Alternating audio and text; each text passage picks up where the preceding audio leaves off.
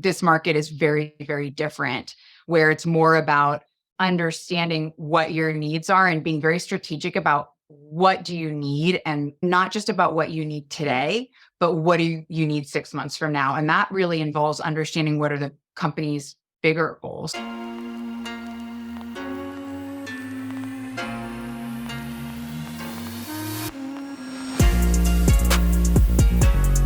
We're the Headcount People. Our podcast talks about all things headcount management, and our guests are the masters. If you're in charge of planning, managing, or reporting on headcount and headcount spend, we'll help you crack the code on this delicate dance by giving you strategies and tools from the masters themselves. Make sure to subscribe and follow for every new episode right when it drops. Here's your host, Tushar Makija.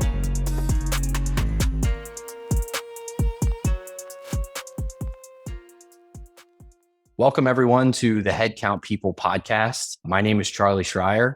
You probably were expecting to see Tushar here, but I took the reins from Tushar today as the host of the Headcount People podcast.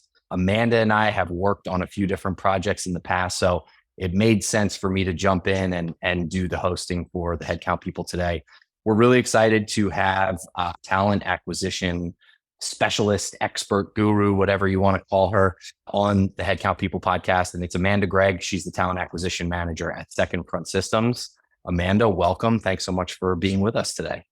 Awesome. Really excited to be here. Thank you so much for having me. Excited to talk about talent acquisition and headcount planning.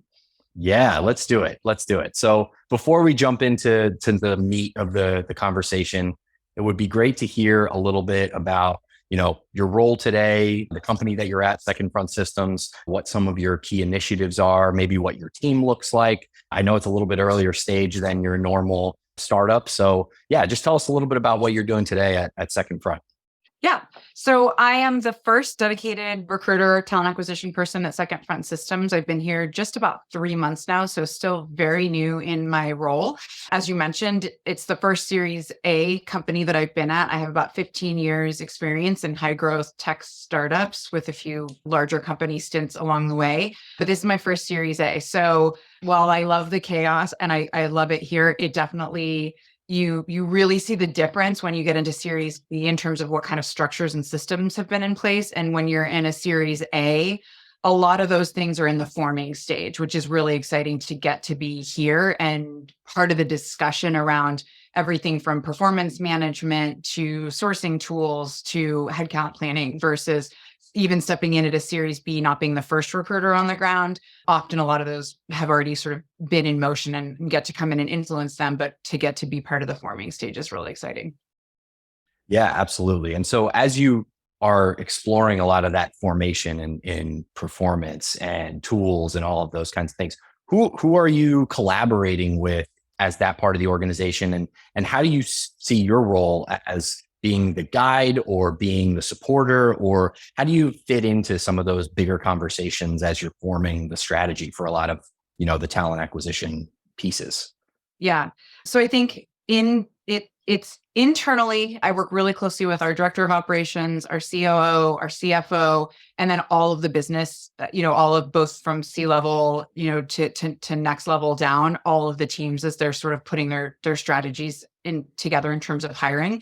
Whereas prior to me being here, our director of operations, with some help from a recruiting or from a people ops coordinator, just sort of were constantly in reactive mode. So they weren't able to really proactively go out there and recruit. They weren't really able to provide the right guidance for managers and folks to think about strategically what they needed. And so it's fun getting to push back and have people pause and really think a little bit more strategically about what they need going forward, but balance that with the need to still go fast, because we closed our Series A at the end of 2022, which was really an exciting time to close when a lot of companies were really struggling to get favorable funding. And so there's still some urgency and some need to hire so that we can keep the momentum going. And it's, in this stage for my career, it feels a balance of knowing how to ask the right questions while still having the flexibility to move forward. So I've told a lot of my hiring managers, they get a pass where I'm moving forward and pushing people through without the structure built out the way I want it to be long term because of where we're at. And but that they should not expect that this is the way it's going to be going forever. So a lot of it is just expectation setting, understanding what we need to do in this moment right now, knowing that that's not what the end goal is going to be, 6 months, a year and a half from now. And I also rely really heavily. I've got a couple of Slack network groups that I'm on, former teams that I've been on. There's one network that a former Coinbase and Airbnb recruiter started that is got a lot of early stage recruiters from a lot of different companies. Some I've worked with, some I haven't. And that's been a great private network where people just will throw questions out there. And it's a great place for me to brainstorm with people who are in my field that I don't get to work with, day to day in my role. Love that. So there's a few things that you talked about that I really love. And in our previous events and conversations, you've done a lot of the same thing where the first thing is that I want to mention is those Slack groups. If you wouldn't mind sharing those, we'll circle up on this afterwards and we can put those in some of the comments for the podcast afterwards for resources for our audience. But the one thing that you mentioned that I thought was really great was just around expectation setting. And I feel like that's such an important piece of the puzzle, especially whether you're growing or whether you're scaling back or whether you're just pausing on hiring altogether, that understanding the expectations of, your role as well as the finance roles, where the hiring managers, just having that clear understanding and expectation setting across the board is such an important piece that I think can sometimes get lost, especially when you're sitting on Zoom calls all day long and you just kind of want to get to the next thing and get things done and check the boxes. It's very easy to kind of lose sight of what are we really trying to achieve with our hiring strategy, and not so much just let's get people through the door or let's do, whatever sort of initiative we have. Yeah, change management. I feel like that is a term that just keeps coming up. Whether you're rolling out new tech, whether you're implementing a new process, it's a soft skill that is so critical and I think often gets overlooked. I think we have high expectations that people in tech are adaptable and can pick up new technologies, which is absolutely true. If you're working in a high growth tech environment, you can pick up new technologies. But setting expectations around timelines, around kind of acknowledging like we're going to be doing things differently. And sometimes you just need to hear that messaging multiple times before it sticks. Sure. And we'll talk much more about that as it relates to headcount management. So I want to just quickly bring us back to your team. If you have a team right now, are you, a solo artist? How is your team structured, and like what does that look like at this point? Yeah, so I am a solo artist. I do have a really phenomenal people ops coordinator, so she can jump in and help me with some scheduling stuff, which is glorious.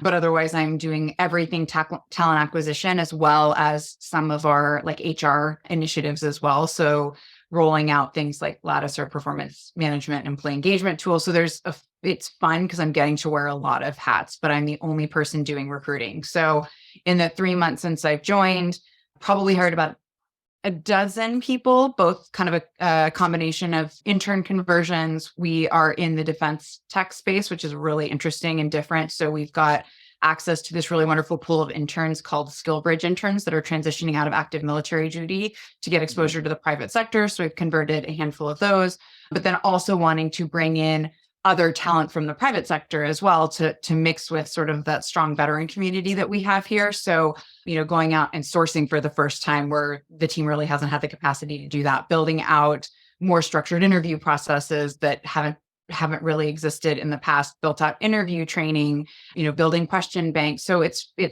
putting in a lot of infrastructure that will help us scale. And, again, trying to get executive leadership and, the IC managers to also buy into this process and kind of change their ways of working. And overall, it's been really well received. I think people are excited to have some structure where there once what was not any structure.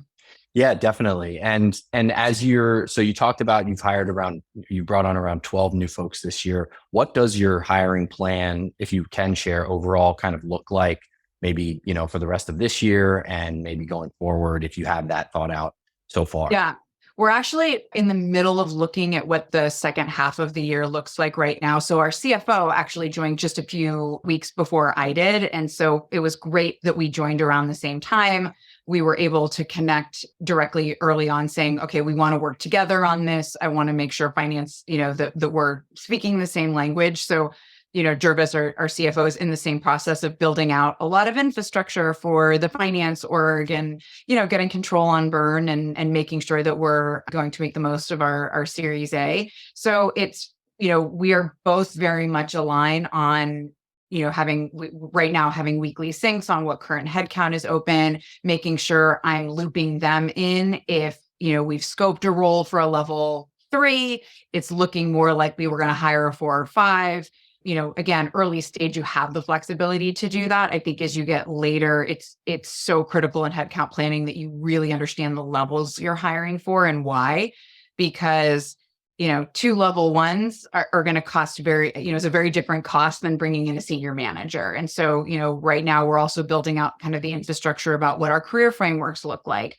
So we've got comp tools, we've got Carta, we've got kind of access to the tools that a lot of people in the industry have. So I think comp, while was bananas in 2020 or 2021 during the boom, I think it's leveled down a little bit. There's a lot of great access out there, especially also with all the pay transparency laws.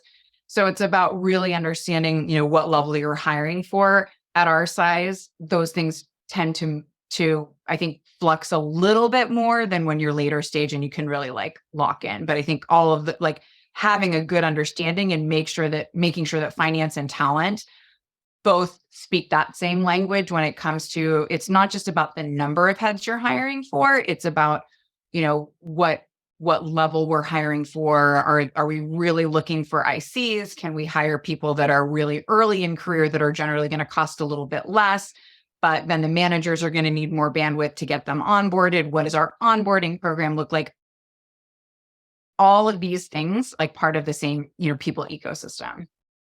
Yeah, definitely. Absolutely. There's so much more to a hiring plan, as you've alluded to, than just we're going to hire 100 people, right? And I think that is the type of value that talent leaders need to be able to bring, and HR leaders to a certain extent as well. But talent is really where a lot of that knowledge and understanding and operational execution kind of sits. In other words, that a hiring manager kind of has a certain number of, they have the objectives they need to hit. They understand this is how many people I need to get there.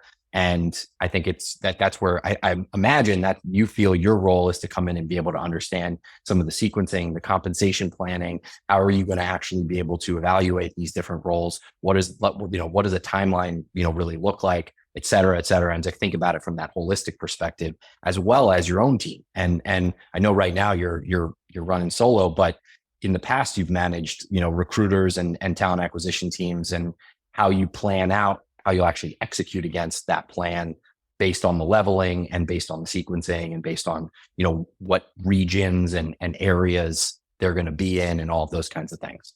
Yeah. In my last role, I was managing a team of 7. So I had a recruiting ops person, and then we had 6 IC recruiters across technical and non-technical roles. And that was a time I joined, and we doubled the org from 100 to 200 in 6 months. And so in that role, headcount planning was, imperative, because I had 6 recruiters who were, firing on all cylinders. And anytime you made a pivot to a role when you have that much headcount you're working on, can really throw off your ability to hit headcount targets. And I think this market is very, very different, where it's more about understanding what your needs are and being very smart. And I think this is going to continue being very strategic about, because everyone has limited headcount, what do you need? And, thinking not just about what you need today, but what do you need 6 months from now? And that really involves understanding what are the company's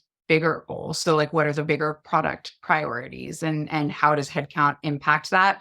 Whereas I think, we go back to 2021, it was really hire as much as you can, as fast as you can. The money was flowing, and it was great, but it was also really chaotic and frankly exhausting for recruiters. I imagine so. So you started to allude to this a little bit, and so let's get to the meat of what we want to talk about today, which is headcount management. Why is headcount management important? Headcount management is important because it allows if the company doesn't have a good handle on, especially a small early stage company, have a good handle on who's doing what kind of across the organization or where the gaps are, you're never going to be able to execute against bigger business priorities. So of course, this all of the people function comes into play here when you think about performance management and, how you're running your review cycle and leveling frameworks and all of those things. But again, if you've got those things dialed in, then you really can leverage good headcount planning to fill in those gaps in ways that are really efficient. And the constant dance between finance and recruiting, right? Recruiting always wants to hire, wants to be in growth mode. And finance, especially in today's market, really thinking actively about, okay, how can we work smarter, not harder? How can we do more with less? And so, it's that dance, that balancing act. And I think if you've got finance and recruiting on the same page and understanding all the different variables that go into play, and this involves both, I think, recruiting, getting educated on finance. One of the actually, we just had our CFO come talk to our operations team about, some of the big finance milestones and metrics that we're looking to hit. And I think if finance really can educate your talent acquisition team, it allows them to grow their own career paths and trajectories and like widen their knowledge base. But I think it creates a little bit less tension between the two orgs because again, we're all moving towards the same goal. And I think same thing is educating, making sure finance is aware of what's happening in the talent market, right? So understanding that, during certain times, right now there's a lot of great talent on the market and companies have a little bit more flexibility and a little bit more, we don't have to move quite as quickly as we were in the past because candidates were going to get snapped up really fast, but also making sure that finance knows about different trends in the market. If, again, during like the e-commerce boom with COVID, a lot of marketing folks became, their salary ranges started to go up and that was a big shift in the market. Same thing with recruiting during sort of the 2021 boom. And finance isn't always going to stay current on those things because they're not really integral to their day-to-day, but they ultimately are because headcount is always the biggest, budget line item. So I think it's like having that, curiosity and interest in wanting to understand where both sides are coming from. And that means educating yourself and learning to kind of speak different languages. Can you tell us basically, how do you do headcount planning? I think headcount planning is really a combination of top down and bottoms up. So it, for us, starts with a spreadsheet and kind of getting an understanding from each of the managers what it is that they're looking for, what they think they need to accomplish their KPIs for us. The second half of the year is kind of how we're doing it now.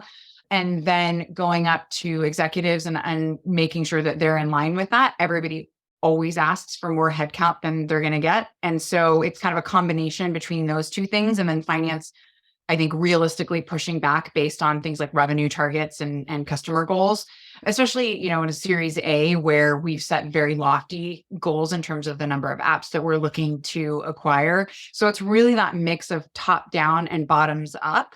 And from there, the spreadsheet is born for what we're going to be working on for the second half of the year. And then we have, weekly syncs that means that we may need to edit things. So occasionally, actually, for example, just recently we had 2 partnerships roles approved. We wanted to sequence them. So hire the higher level one first and then the more junior candidate. Ultimately, after we made the higher level candidate headcount, the person we hired was a little more seasoned and then what we were initially budgeting for. So we decided to cut the lower level role to save some budget, but also make sure that the team was getting what they really needed in that moment. So it's a truly iterative process, but you're sort of working from that spreadsheet as the source of truth, but you're just updating it on a regular basis. And so you've already started talking a little bit about what best practices look like as it relates to finance and talent and making sure that there's really close alignment. And I think, some of the things that you talked about were really just about being able to cross-educate across the different teams. What does that look like in practice? Like where have you seen that done really well? And what is the cadence and what's the communications, channel and style that you've seen where things that you were able to share really, hit home for the CFO or the leader in finance, and vice versa for that person to you and your team? Yeah. Great question. And I think some of it, first, there has to be the interest there. And I think, again, like curiosity is key. And I've seen it on a lot of companies becoming a very common value for companies, which I really appreciate. I think some of it, it's a mix of async and live. You've got to have the right tools in place. Frankly, in my past experience, it's almost always been like an Excel or, a G sheet is been the status quo. And so you've got it populated. You can run some great automations with your, applicant tracking system to pull in as roles get filled and populate data. A tool like Team Ohana is, exactly needed, I think, in this market as things change really dramatically, and it allows for things to be a lot more centralized and a little bit more user friendly than a G sheet. But typically, what I have found best is, I think this is one of the things that like a live meeting is really necessary for. So what I found in my last company and this one is there's just a weekly meeting with finance. You've got an agenda, right? I think no meeting is worth it if you don't have an agenda going into it. And whether that's depending on, for our size and stage, it is really more about going through line by line and each role and like where we're at, how close we are to filling it, what our projected start date is, because those are the numbers that finance really needs.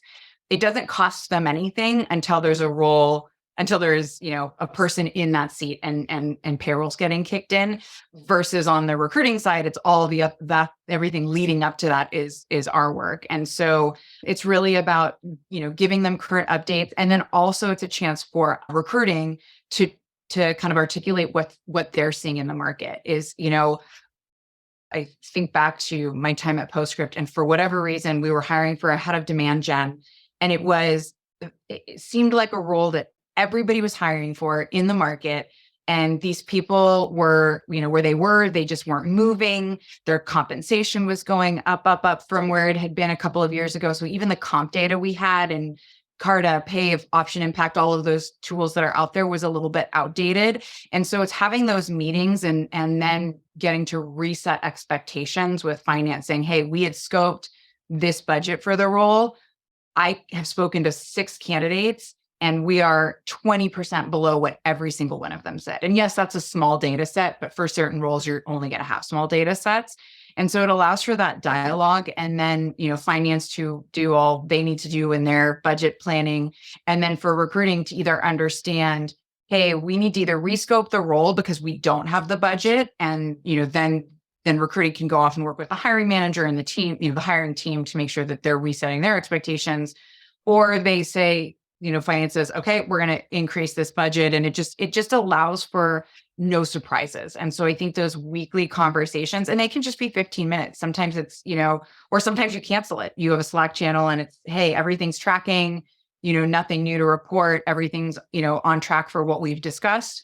And, you save everybody 15, 30 minutes. So I think it's about really having just developing, whether it's async, live, for the finance and recruiting teams to find that right cadence. And I think keeping that meeting small is also really critical. So those are the types of meetings I would not pull my entire recruiting team into. I would make sure I'm cascading that information down, because I think part of a recruiting leader is growing other recruiters to learn why those conversations are important.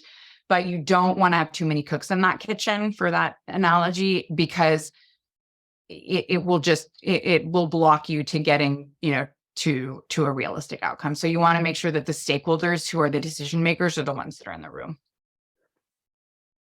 A lot to unpack there. Sorry. That's okay. It's good. But I think what you've done in a way is started to, share just how bulky and spiky headcount management can sometimes be. And you've also talked a lot about how there's meetings, there's conversations, there's sharing. You both have to be working from a single source of truth that both of you can trust. And so I think where my head started to go was, how do you make sure that single source of truth that you're looking at is pulling in the right pieces of information? And in my mind, I'm thinking about, where do the hiring managers come into all of this, if at all? where do other, individual recruiters, as you said, kind of come into this? If you're leading this meeting and not bringing all the cooks in the kitchen, when you go into that meeting, you got to make sure that you have your ducks in a row and that your team has made their proper updates around where things are in the funnel. And finance has to do the same, especially as it relates to current employees, so that you're starting to pull together current and future that is in pipeline, and then also understanding what are some of the approved roles that are out there in the future that the hiring managers maybe are still interested in where we stand with those. So it's a long-winded question, but Yeah. how do you see hiring managers fitting in and making sure that that single source of truth is something that you all can trust? Yeah. I mean, I think the reality is, and again, Team Ohana really plays into this, is tooling has gone so much better in the TA landscape over the last 5 to 10 years. Even the ATSs, and I know, Greenhouse and Lover are sort of like the top two for startups. I know Ashby is very new to the market and picking up traction really quickly as well.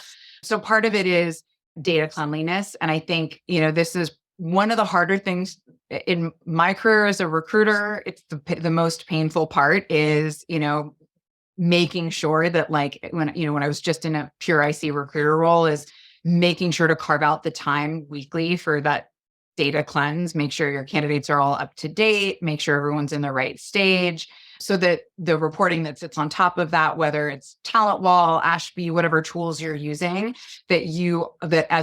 especially if you're leading a large team like I was in my last role, that I can pull a report out of, Greenhouse, Talent Wall, Lever, whatever system I'm using, and know what recruiter is working on what is a status update. And so I think, those are really critical pieces, and that comes into the talent leadership pieces, making sure that you have a team that's accountable for, what they're working on, and making sure, whether it's an evergreen role of CS reps that you're, lather, rinse, repeat, filling a ton of, or it's, head of demand gen, that's a, very tight market, hard to fill, where the pipeline is going to be a lot smaller. So really just making sure your recruiters have accurate data. And then I think being able to pull a report to share with finance or the executive team from whatever data sources you're using, and distill it down so that they're just getting what they want out of it, because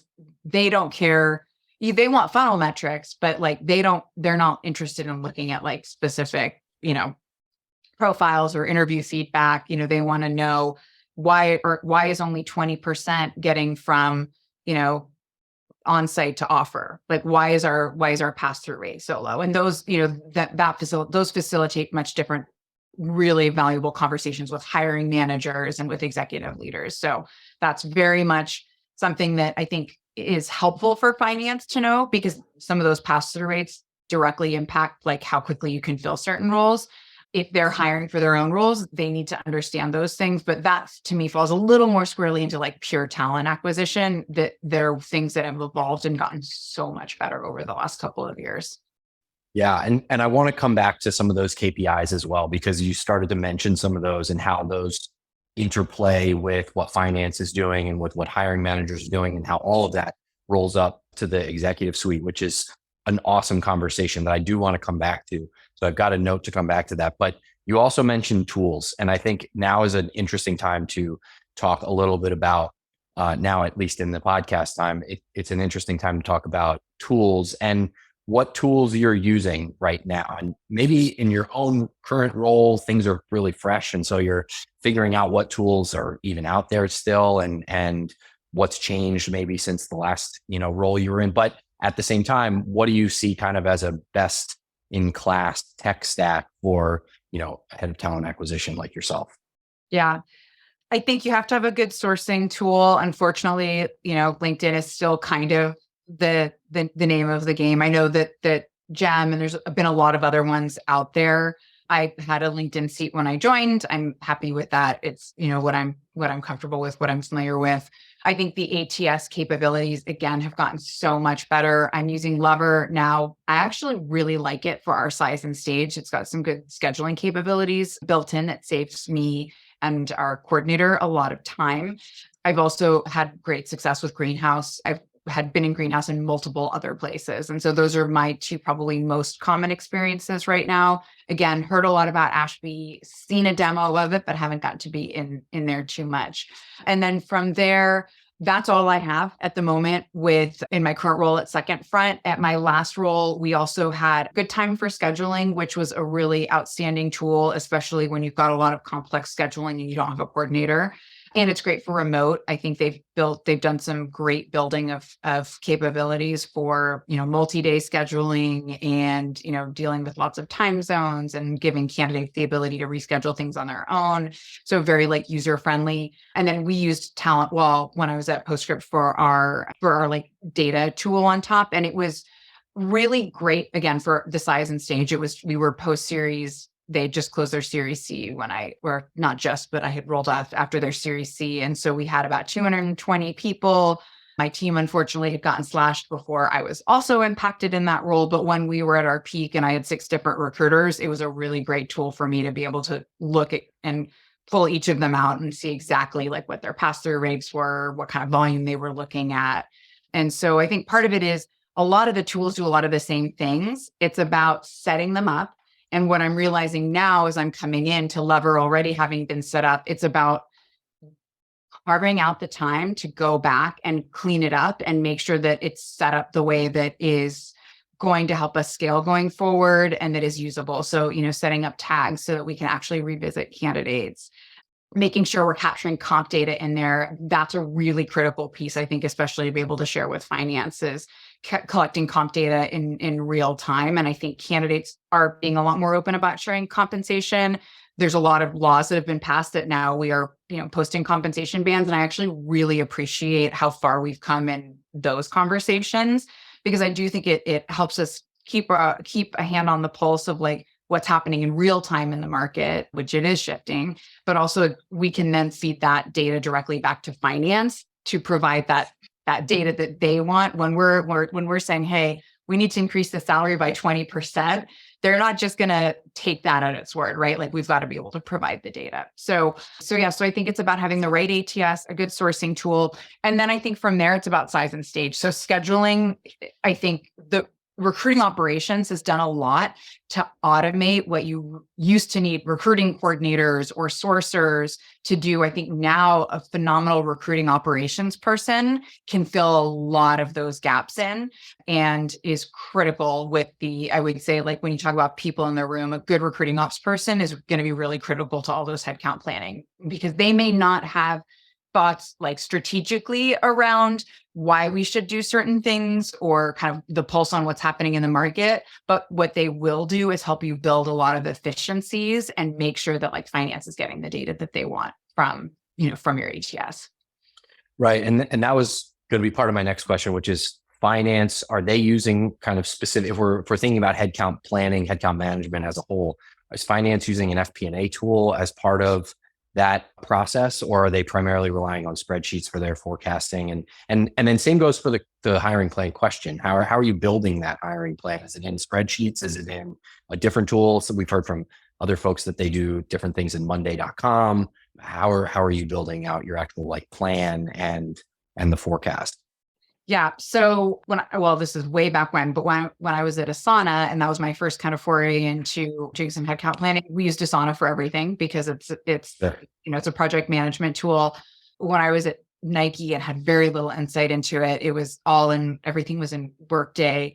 And then more recently, the last 3 roles that I've been in, it's all been spreadsheets. So, so even if finance is using a different tool for like FP&A, the data that we're sharing has always been in an Excel sheet or a Google sheet.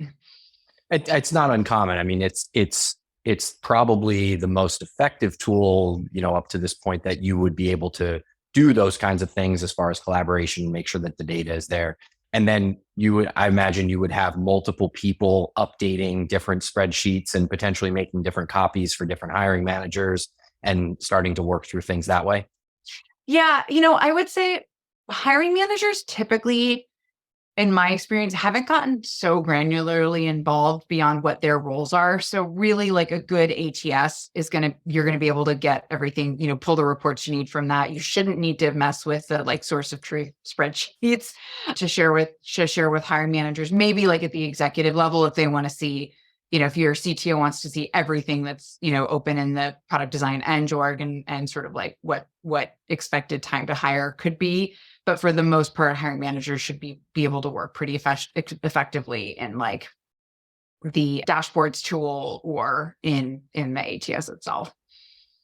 So I want to come back now to that conversation that I tabled earlier, which is really around KPIs and metrics that you're able to use to more effectively communicate with your partners in finance, your partners that are, hiring managers and department leaders. Maybe let's start with just finance. And you talked a little bit about this already, so maybe there will be a little bit of overlap in the answer, but maybe you could work in this time how KPIs fit into that conversation. Like, what are some best practices for talent acquisition leaders to more effectively work with a CFO or a head of FP&A? You talked about the great relationship that you've already started to build with your current CFO. And that's fantastic. You had a slight edge because you both started around the same time. It's earlier stage. There's not as many people, but even at some of your previous roles, like what have you seen work as far as how to work best with a CFO, and how do KPIs and metrics funnel into that discussion? Yeah. So great question. And I think different answers depending on different parts of the org, right? So when you've got sort of your growth or go-to-market side, typically your chief revenue officer, whomever is kind of overseeing that org, is going to have their metrics very dialed in, right? Around, every BDR is going to be, generate this much revenue. Every salesperson is going to hit this many sales targets. So in revenue generating roles, and I think it's generally easier and can make a stronger argument because also those, if you have non-performers, you've got the metrics really clear, like they're not hitting their sales targets or they're not hitting their, if it's like a, SEO role, they're not hitting certain metrics. So I think those are like very ratio focused. And what is helpful about that is the company will set a revenue target for the year and you work backwards and assume you need so many enterprise sales reps, you need so many, sales development reps. And so you can kind of get those ratios and work with finance and, sometimes things wobble a little bit, or if there's a dramatic change in the revenue targets, then that's gonna really impact what headcount is. But I think in general, that's a little bit more straightforward because it's very clearly numbers driven, and I think that there's just more alignment across the board that like revenue generating roles and engineers typically have more flex for headcount than a cost center like recruiting or, IT or just any roles that are essentially more like internally facing HR that tend to be cost centers. So I think that's pretty straightforward. Engineering, I think in a lot of ways, or product design and engineering also fairly straightforward is, they have hopefully the product roadmap built out for whether it's quarter to quarter or for the full year. They understand, what milestones they're hitting for shipping a new product, shipping new features. And in theory, your engineering leadership sort of has built out like, okay, for, every feature, it roughly requires a product manager, a pod of however many engineers. And so you can kind of plan ahead knowing if you're going to be building new features or if you're going to be sunsetting others. And so that's, I think, engineering really understands, okay, by the end of the year, for us to be able to ship, X number of new products or features, we're going to need to double the size of our engineering headcount. And so again, you've got these like ratios that are sort of understood and built in. If you're going to change those, if you're going through a big reorg, which often happens in earlier stage companies, I think it's very helpful for both recruiting and finance to be sort of part of that dialogue to understand what those changes might look like so that we know, oh, actually, we're going to do a new engineering structure. And so we're, because we're sunsetting a product. And so, this many of engineers are just going to be shifted over to this, to this new team. Part of this is just really when you're recruiting teams and leaders are really embedded with the company themselves. And this is something that for me over my career of, almost 20 years now, you just learn with listening, curiosity, asking right questions, understanding how business works, which is, I want to pass that information down to recruiters that are working with me.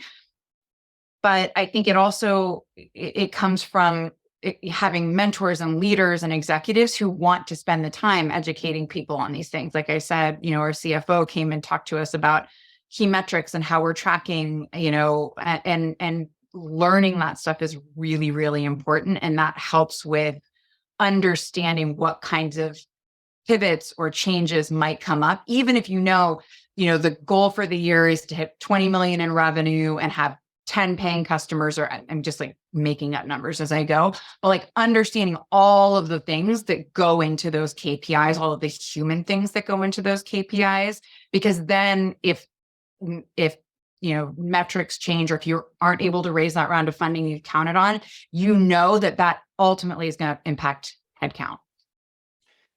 Definitely. And I think like the two things that I really heard come out in that answer were on the front end context around why is the plan look the way that it does, and how are we using the revenue numbers and the objectives of the organization to create a headcount plan that makes sense for being able to achieve the goals of the company, right?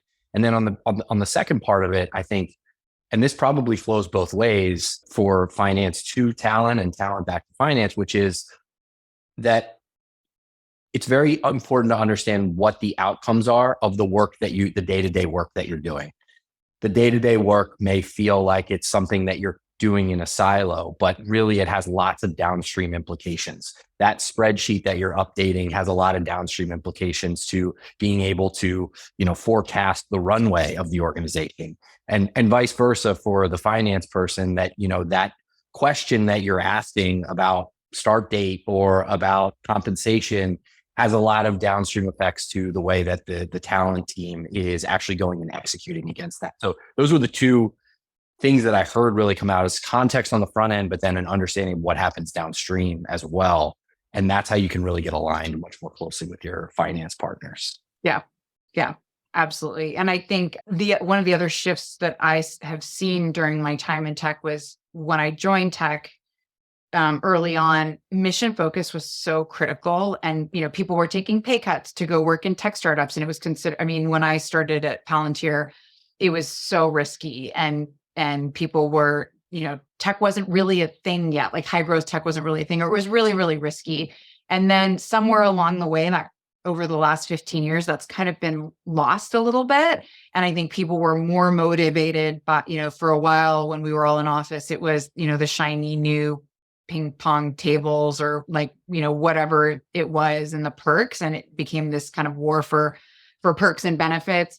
And then COVID hit, and things changed really wildly. But the economy kept picking up, and people took jobs just because the money was insane, and you couldn't turn that down, because everybody just couldn't. It was, everyone was too big to fail. There was too much money. And then everything's changed. And I've really seen this shift back to people being a lot more focused on the who they're working with, the what they're working towards, the mission, the people, the culture. And I'm really pleased to see us go back to that, because, startups are a risk. And I think that somewhere along the line that was forgotten. Absolutely. And it's a great connective tissue to a question I wanted to ask you, which is obviously that the world is very different, as you just described, than it was a year ago, 2 years ago. But there's reason for optimism, I think. And I think you just shared a little bit of that. But what gives you optimism about, the future for talent acquisition, but also for, larger in, the companies that are trying to scale in that market? What gives you optimism?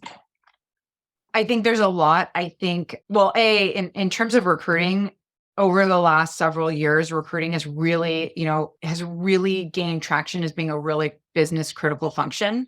And I think for a long time, recruiting was paper pushers and order takers, and not looked at as partners in the business. And so I love that over the last several years, like recruiting has really emerged as a partner, a key business partner.